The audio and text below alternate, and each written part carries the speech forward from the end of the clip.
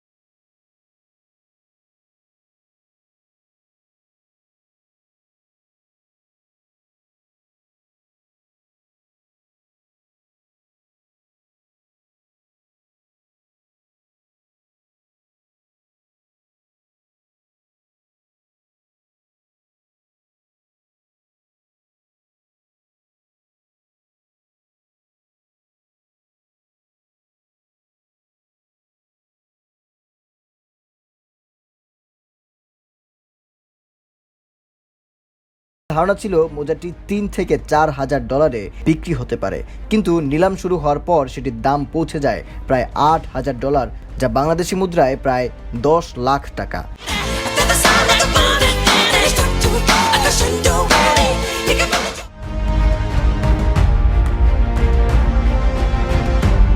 তবে এটি মাইকেল জ্যাকসনের ব্যবহৃত কোনো বস্তু প্রথম নিলাম নয়। ২০২৩ সালে প্যারিসে তার একটি বিখ্যাত টুপি বিক্রি হয় ৮০,০০০ ডলারেরও বেশি দামে। এছাড়া তার ব্যবহৃত আরও বেশ কিছু স্মারক নিলামে উঠেছে এবং পেয়েছে চড়া দাম।